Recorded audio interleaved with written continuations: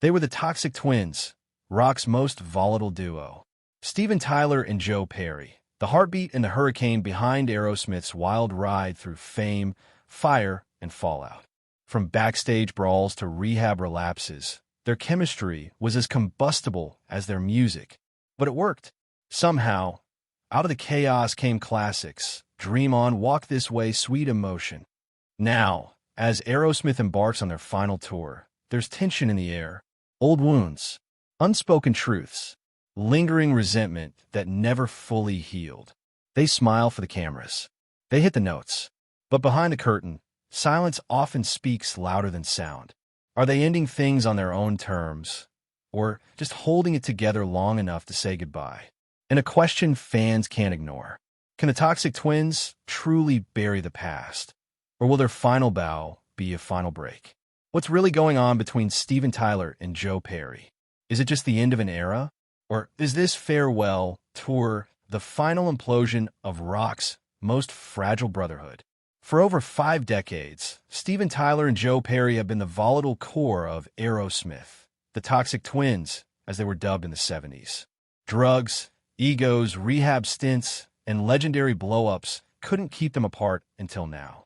Behind the curtain of their so-called Peace Out Farewell tour, insiders whisper of tension boiling over once again.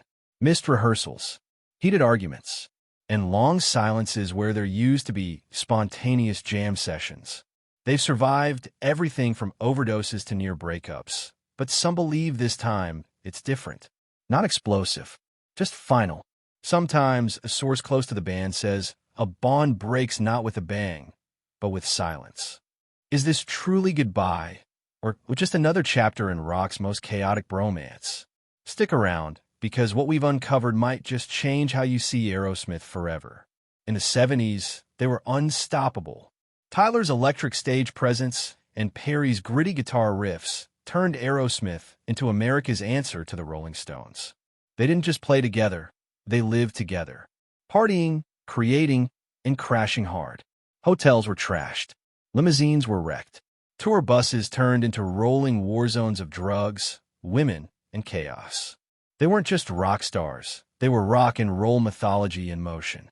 But behind the music, ego clashes, creative battles, addiction. Steven and Joe, the Toxic Twins, became a cautionary tale. Fame fueled friction. Drugs dulled the magic. There were times they could barely speak to each other, but the riffs still came. So did the hits. They were brothers in arms and enemies in silence. One moment, hugging on stage. The next, refusing to share a dressing room. But like all iconic duos, they shared a bond forged in noise, sweat, and survival. Because no matter how toxic things got, when they played, it was pure fire. By the end of the decade, it all came crashing down. Joe Perry walked. Brad Whitford followed. Steven Tyler spiraled, caught in a storm of fame, ego, and addiction. The band fractured. What once felt like brotherhood began to feel like battlefield. Creative clashes turned personal. Rehearsals became war zones. The press dubbed them the Toxic Twins, and for a while the name fit. It would take years and hard truths before the healing began. Rehab wasn't just about sobriety. It was about saving themselves and the music. And when they did reunite, the magic returned. So did the screaming fans, the platinum records, and the sold-out tours. But underneath the spotlight, the old tension still simmered. Because in Aerosmith, success has always come at a cost. A fragile balance between ego and harmony, chaos and creativity. And no matter how high they flew, the crash always seemed one fight away. Fast forward to 2023. Aerosmith drops a bombshell. Their final tour, Peace Out.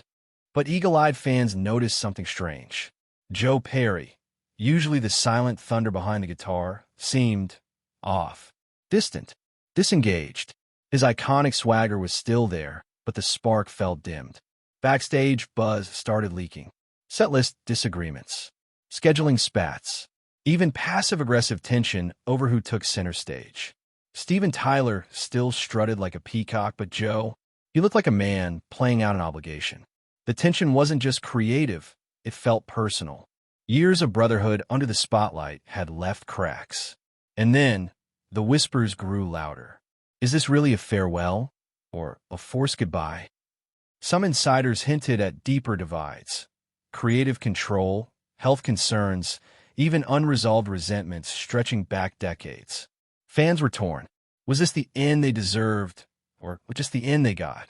The final tour rolled on, lights, pyro, and all, but something had changed. Not every encore is a celebration.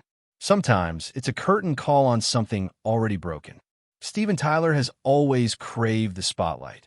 Hosting American Idol, launching solo projects, strutting like a peacock at center stage. Joe Perry? He's the soul of the music. Fewer words, more riffs. His guitar sings what he often leaves unsaid. But behind the amps and pyro, tensions have simmered for decades. Backstage insiders say Perry's patience may be wearing thin. He's tired of being treated like Steven's sidekick, a supporting act in a band he helped build.